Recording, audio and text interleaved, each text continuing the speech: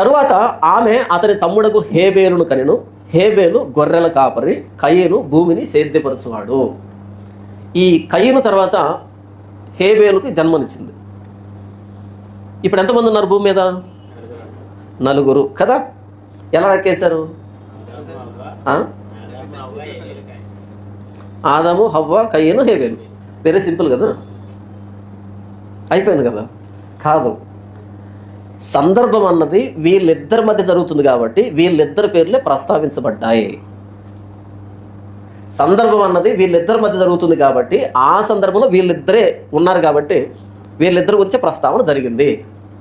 అలా ఎక్కడుందన్న అక్కడ కదా,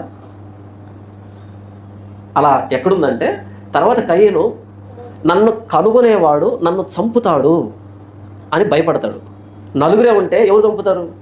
ఎంత దుష్టుడైనా నాన్న చంపుతాడా, అమ్మ చంపుతుందా? ఇద్దరు చంపరు. ఉన్నోడు పోయాడు, మిగిలింది ఈయనే.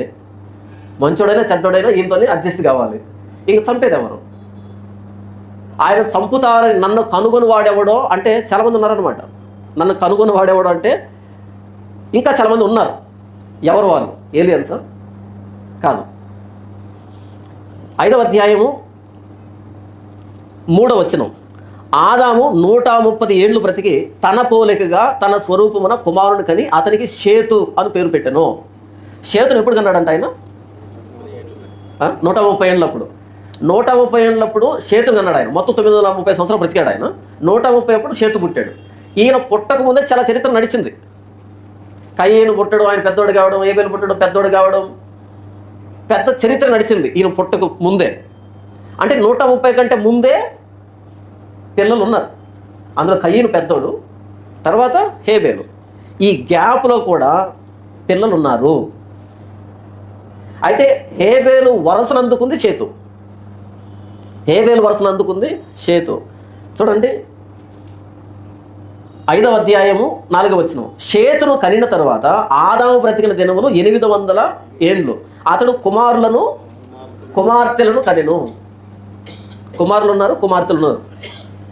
కాకపోతే సందర్భం అన్నది కయీనుకు హేబేలుకు మధ్య కాబట్టి వీళ్ళిద్దరిని ప్రస్తావించడం జరిగింది.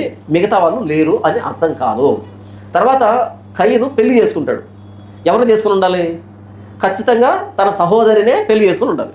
అమ్మ అలా చేసుకుంటారా?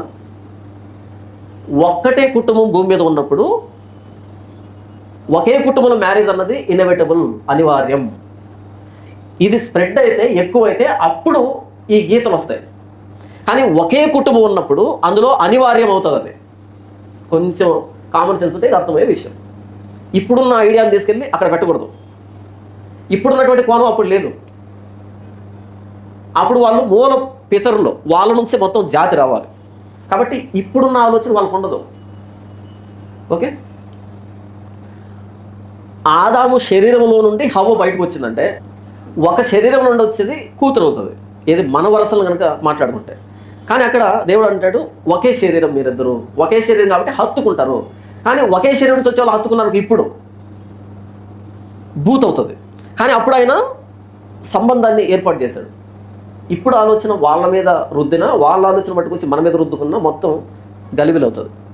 కాబట్టి దేన్ని గురించి మాట్లాడుతున్నాం, ఏ కాలాన్ని గురించి మాట్లాడుతున్నాం, ఆ సందర్భాలు అనేది మనం అర్థం చేసుకోవాలి. నేనేం చెప్తున్నాను, ఇంతకీ కయీనుకి హేబేలుకి మధ్యలో పిల్లలు ఉన్నారు. హేబేలు తర్వాత కూడా పిల్లలు ఉన్నారు. షేతు తర్వాత కూడా పిల్లలు ఉన్నారు. ఆయన తమ్ముడు చంపి బయటికి వెళ్ళగానే పెళ్లి చేస్తున్నా అంటే అప్పటికే పెళ్లి వయసులో ఉండేటువంటి కుమార్తెలు కూడా ఉన్నారు ఆయనకి. ఓకే, చాలా కాలం ఎదురుతున్నారు ఆయన. అప్పటికే పిల్లలు ఉన్నారు కాబట్టి పెళ్లి చేస్తున్నాడు. కాకపోతే సందర్భం జరుగుతున్నది ఇద్దరి మధ్య కాబట్టి వీళ్ళిద్దరి గురించే వ్రాయబడింది. నన్ను కనుగొనేవాడు అన్నాడు అంటే ఈయన చంపే వయసు ఉండే వాళ్ళు ఉన్నారు. నన్ను కనుగొనేవాడు నన్ను చంపుతాడు అంటే ఈయన చంపేటువంటి వయసు ఉన్న వాళ్ళు, కెపాసిటీ ఉన్న వాళ్ళు ఉన్నారు ఇంకా భూమి మీద. వీళ్ళంతా ఎక్కడి నుంచి వచ్చారు? ఆదాము నుంచి వచ్చిన వాళ్ళే వీళ్ళు. కాకపోతే సందర్భం వాళ్ళ మీద కాదు కాబట్టి వాళ్ళ గురించి చెప్పబడలేదు.